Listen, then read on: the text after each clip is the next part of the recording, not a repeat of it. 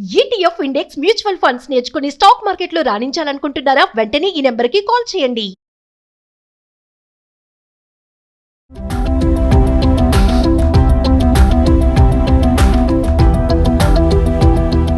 నమస్తే, welcome back to Suman TV. Present మనతో పాటు ఉన్నారు అనలిస్ట్ మందర్ కృష్ణారెడ్డి గారు. నమస్తే సార్. నమస్తే అమ్మా. Sir, RBI reserve bank of India తీసుకున్నటువంటి ఒక నిర్ణయం సామాన్యులకు ఎంతో మంచిదని చెప్పుకోవచ్చు. అంటే కార్ లోన్ కానీ, హోమ్ లోన్ కానీ, పర్సనల్ లోన్ కట్టే వాళ్ళకి ఈ ఈఎంఐ అనేది ఏదైతే ఉంటుందో, మరి తీసుకున్న నిర్ణయం మేరకు ఈఎంఐ తగ్గుతుంది అని అనుకోవచ్చు అంటారా? పండగల టైంలో మళ్ళీ ప్లస్ ట్యాక్స్ కానీ ఇప్పుడు విపరీతంగా పెరిగిపోతున్నాయి. ఏవైతే వస్తువులు ఉన్నాయో ధరలు పెరిగే టైంలో ఆర్బీఐ తీసుకున్న నిర్ణయం ఎంతవరకు కరెక్ట్ అంటారు? దీనివల్ల బెనిఫిట్స్ ఏంటంటారు? రిజర్వ్ బ్యాంక్ ఆఫ్ ఇండియా బ్యాంకులకి పెట్టే నిబంధనలో రెపో రేటుని తగ్గించింది. రెపో రేట్ ఎప్పుడైతే తగ్గుతుందో అప్పుడు బ్యాంకులు ఎక్కువ డబ్బుని నిల్వ చేసుకోవడానికి వాళ్ళకి అవకాశం ఉంటుంది. ఎక్కువ డబ్బులు బ్యాంకుకి అంటే లోన్స్కి ఇచ్చేందుకు వాళ్ళకి పాసిబిలిటీస్ ఉంటాయి. దానివల్ల వాళ్ళకి ఏంటంటే ఎక్కువ డబ్బు అందుబాటులో ఉన్నప్పుడు వడ్డీ తగ్గించుకుంటారు. ఎందుకంటే ఎక్కువ లోన్లు ఇవ్వగలుగుతారు, ఎక్కువ ఆదాయాన్ని పొందగలుగుతారు. కాబట్టి తక్కువ ఇంట్రెస్ట్ తోటి వాళ్ళు ఇచ్చుకోవడానికి పాసిబిలిటీ ఉంటుంది. కాబట్టి రేట్లు తగ్గుతాయి, వడ్డీ రేట్లు తగ్గుతాయి. అంటే గొప్పగా ₹1000 తగ్గుతాయని చెప్పలేకపోయినప్పటికీ లోను 1,00,000, 2,00,000, 5-10 లక్షల లోపల ఉన్నప్పుడు ₹1,000 లోపల ఒక్కొక్క నెల కట్టేటువంటి వాళ్ళు ఈఎంఐ లోపల తగ్గుబాటు. కాబట్టి 5 సంవత్సరాలు వరుసగా చూసుకున్నట్టయితే ఖచ్చితంగా చాలా భారీ అమౌంట్ వచ్చినట్టే లెక్క. పెద్ద పెద్ద లోన్ల వాళ్ళకి ఇంకా ఎక్కువ అవకాశాలు ఉంటాయి. దీనివల్ల ఏమిటి లాభం అంటే, ఒకటి, ఇప్పుడు గృహ సముదాయానికి ఎవరైతే హౌసింగ్ లోన్ తీసుకున్నారో వాళ్ళకి వెసులుబాటు వస్తుంది. ప్లాట్ల మీద వాటి మీద లోన్లు తీసుకున్న వాళ్ళు ఉంటారు. రియల్ ఎస్టేట్ రంగం అభివృద్ధి అయ్యే అవకాశాలు ఉంటాయి. ఎందుకంటే ఎప్పుడైతే వడ్డీ రేటు తక్కువ ఉంటుందో అప్పుడు ఎక్కువ మంది లోన్లు తీసుకోవడానికి ప్రయత్నం చేస్తారు. అప్పుడు రియల్ ఎస్టేట్ కుదేలవుతున్న రియల్ ఎస్టేట్ కాస్త మళ్ళీ తిరిగి కాస్త కాలునుకోవడానికి, కొంచెం ముందుకెళ్ళడానికి, కొద్దిగా అభివృద్ధి చేయడానికి ఒక అవకాశం ఏర్పడుతుంది. దీంతో పాటుగా వెహికల్స్ మీద తీసుకున్నటువంటి లోన్స్ కూడా ఎక్కువ మంది తీసుకునే అవకాశాలు ఉంటాయి. వడ్డీ రేటు తగ్గినప్పుడు మనకు ఎక్కువ మన మీద భారం పడదు అనుకుంటే ఎక్కువ మంది లోన్స్ తీసుకుంటారు. అలా లోన్స్ తీసుకున్నప్పుడు ఏమవుతుందంటే దీనివల్ల ఎక్కువగా ఆటోమొబైల్ రంగానికి కూడా మంచి అవకాశాలు దొరుకుతాయి. ఎక్కువ మ్యానుఫ్యాక్చర్ చేయడానికి, ఎక్కువ కార్లని, వెహికల్స్ని ప్రొడ్యూస్ చేయడానికి అవకాశాలు ఉంటాయి. అంటే కొన్ని రంగాలు డెఫినెట్గా పుంజుకోవడానికి, బలంగా తయారు కావడానికి, ఉత్పత్తులు పెంచుకోవడానికి, లాభాలు గడించడానికి అవకాశాలు ఏర్పడతాయి.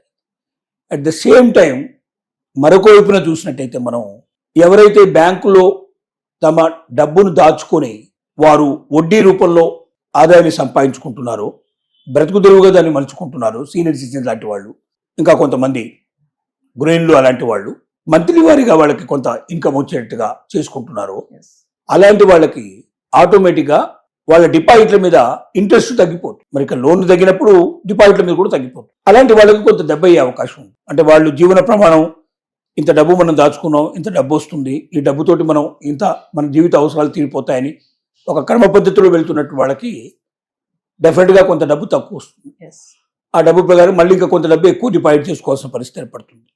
కొంచెం స్థితిగతులు మారే అవకాశాలు ఉంటాయి. అందుకే కొంతమందికి లాభం కలిగినప్పుడు కొంతమందికి నష్టం కూడా జరిగేటువంటి అవకాశాలు ఉంటాయి. ఏది ఏమైనప్పటికీ దీనివల్ల లక్షలాది మందికి బెనిఫిట్ వచ్చే అవకాశాలు చాలా ఎక్కువ ఉన్నాయి. కొన్ని రంగాలు బాగా అభివృద్ధి చెందే అవకాశాలు ఉన్నాయి. ముఖ్యంగా రియల్ ఎస్టేట్ రంగం మీద చాలా ఎక్కువ ప్రభావం పడుతుంది. ఎందుకంటే హౌసింగ్ లోన్ ఎప్పుడైతే రేట్ ఆఫ్ ఇంట్రెస్ట్ తక్కువ ఉంటుందో ఎక్కువ మంది తీసుకునే ప్రయత్నం చేస్తారు.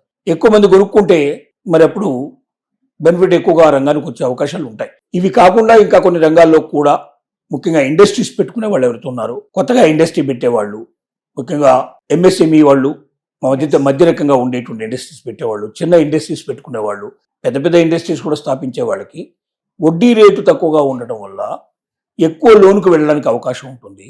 ఎక్కువ లోన్ పొందడం వల్ల పరిశ్రమల్ని చాలా పెద్దగా పెంచుకునే అవకాశాలు ఉంటాయి. ఆల్రెడీ కొన్ని ఇబ్బందులు పడుతున్నటువంటి వాళ్ళు కూడా లోనుకి ఎక్కువగా వచ్చి ఆ ఇబ్బందులు తొలగించుకునే అవకాశం ఉంటుంది.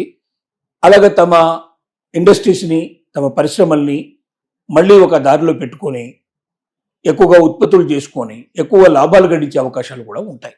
ఇది పండుగల సీజన్లో ముఖ్యంగా బాగా ఉపయోగపడుతుంది.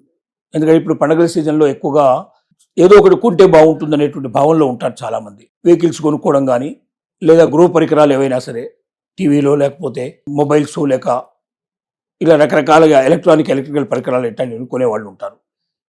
ఈ గృహోపకరణాల మీద కూడా ఇంట్రెస్ట్ ఇచ్చేటువంటి బ్యాంకులు ఉన్నాయి, ప్రైవేట్ ఫైనాన్స్ కంపెనీలు కూడా, నాన్ బ్యాంకింగ్ ఫైనాన్స్ కంపెనీస్ చాలా ఉన్నాయి.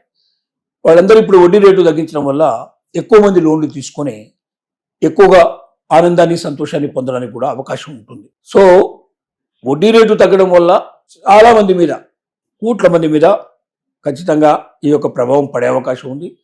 తద్వారా బెనిఫిట్ ఎక్కువగా పొందే అవకాశం ఉంది. ఈ రకమైనటువంటి బెనిఫిట్స్ పొందుతూనే కొంతమంది నష్టపోవడం కూడా మనం చెప్పాం. ఎస్. ఎవరైతే వడ్డీ మీదనే ఆధారపడి బతుకుతున్నారో వాళ్ళకి మాత్రం కొద్దిగా Yes. ఇంట్రెస్ట్ తగ్గడం వల్ల ఇబ్బందులు కూడా ఎదుర్కొనే అవకాశాలు ఉన్నాయి. Thank you.